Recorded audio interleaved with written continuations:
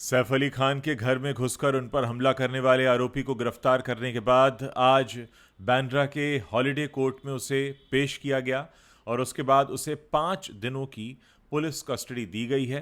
हम आपको सुनाने जा रहे हैं कि ये जो हमलावर है इसके वकील का क्या कहना है।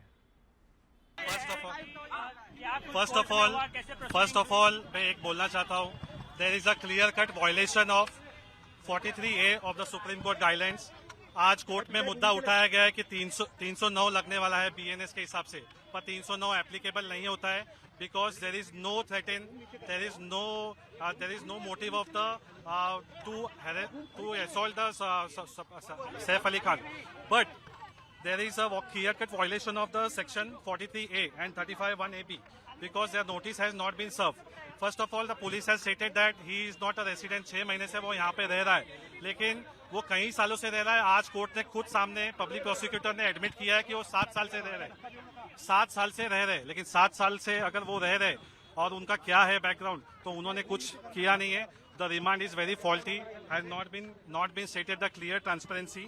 हमलावर के वकील का कहना है कि वो पिछले 7 से भी ज़्यादा सालों से मुंबई शहर में ही रह रहा है और पुलिस का ये कहना कि वो बांग्लादेशी है, इसके लिए उनके पास कोई ठोस आधार नहीं है। अब पुलिस के पास पूरे 5 दिन हैं और इन 5 दिनों में पुलिस को साबित करना होगा कि ये जो हमलावर है क्या वो वाकई बांग्लादेश से आया है और उसका सैफ अली खान के घर में घुसने का क्या मोटिव था। The police custody was not required as all the weapon and everything has been recovered by the investigation officer. Only forensic report and other things are there. It has to be taken care by the investigation officer by the FSL report, not by the custody. Just because it is a Saif Ali Khan, the matter has been hyped and he has been extended to police custody. International issue नहीं है, वो एक young बच्चा है, उसको scapegoat किया गया है। एलिगेशन जो बताए गए international, there is no such international allegation और नो सच प्रूफ।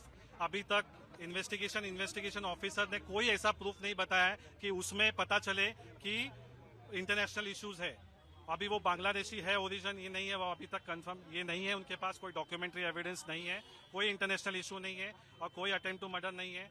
और उनमें अभी फर्स्ट ऑफ ऑल मुझे एक क्वेश्चन आता है कि अगर सैफ अली खान कोई एक नॉर्मल आदमी तो नहीं है जो उनके घर पे कोई सिक्योरिटी नहीं होगा, अचानक कोई आदमी अचानक कैसे घुस गया, कैसे वो गया, which other relative of the accuse are not coming forward because of the pressure, because of that they had appoint. परिवार वालों ने आपसे संपर्क किया है क्या? परिवार वालों से उनके जो है फ्रेंड्स के, उनके जो रिलेटिव है जो मेरे पहले क्लाइंट्स हो चुके हैं, उन्होंने मुझे संपर्क किया और उन्होंने मुझे बताया कि आप इनके लिए कीजिए क्योंकि इनका प्रेशर है। उनको कितने साल से ये हिंदुस्तान में रह रहे थे, कहाँ रह रहे थे, कहाँ इनका गांव है, कहाँ इनका घर है? कुछ आज पुलिस कस्टडी 5 दिन के लिए दी गई है और उनको बताया गया है कि 5 दिन में उनको रिपोर्ट सबमिट करने बोला है कि जो भी रिपोर्ट है आप सबमिट कीजिए